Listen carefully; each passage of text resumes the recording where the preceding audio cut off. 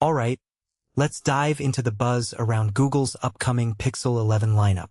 But before we get into the nitty-gritty, let me just say this. The smartphone market is a battlefield right now. With Samsung dropping their latest lineup, Google's got to bring something special to the table. And from what we're hearing, they might just be swinging for the fences. Personally, I think this could be a make-or-break moment for Google in the flagship space. They've got to prove they can innovate beyond just AI and software. Hardware matters too. Here's the deal. Google's already confirmed the Pixel 11 launch for August 12th, and they're pulling out all the stops with Trevor Noah hosting the event. Trevor Noah? Really? That's an interesting choice. I mean, it's not Jimmy Fallon from last year, but it's still a big name. What makes this really interesting is that Google's clearly trying to make this event more than just a tech showcase. It's a cultural moment. But let's be real, the star of the show is still the phones. In my opinion, this kind of celebrity-driven approach could backfire if the hardware doesn't live up to the hype. Now let's talk pricing. Rumors suggest we're looking at a $100 increase across the board compared to the Pixel 10. The base Pixel 11 might start at $899, the Pro at $1,099, and the Pro Fold? A whopping $1,899. Ouch. From my perspective, this feels like Google is testing the waters to see how much consumers are willing to pay. But here's the thing. In a world where even Apple is facing pushback on pricing, Google's got to justify these increases with something truly groundbreaking. Otherwise, it's just another overpriced flagship. One thing that immediately stands out is the rumored highlight feature. Basically, it's a multicolored LED light module in the camera bar that's supposed to notify you of things like messages. Honestly, I'm on the fence about this. On one hand, it's a unique design choice that could add some personality to the phone.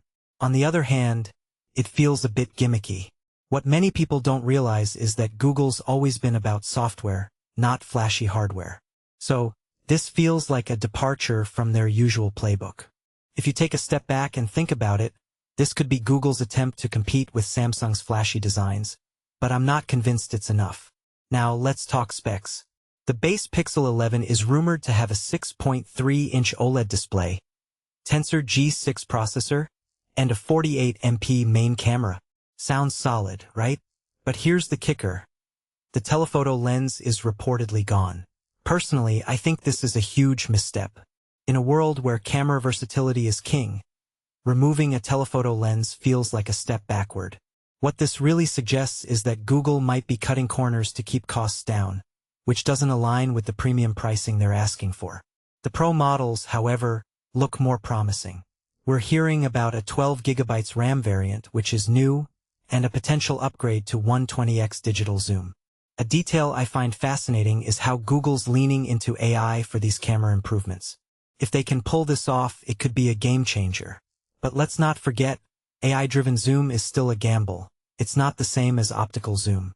In my opinion, this is Google's way of saying, we can't compete on hardware, so we'll compete on software.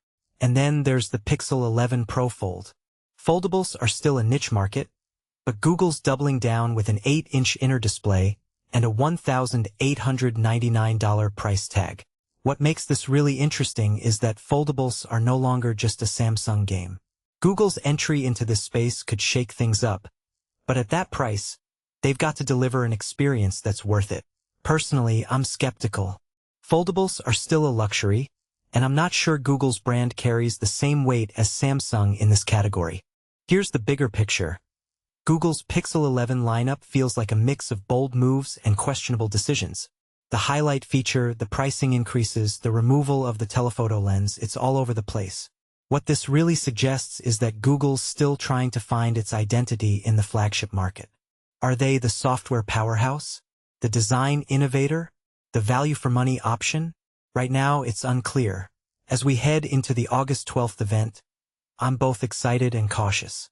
Google's got the potential to surprise us, but they've also got a lot to prove. This raises a deeper question. Can Google truly compete with the likes of Samsung and Apple in the premium space? Or are they better off sticking to what they do best, software and affordability? What do you think? Are you hyped for the Pixel 11? Or does it feel like Google's biting off more than they can chew? Let me know in the comments below.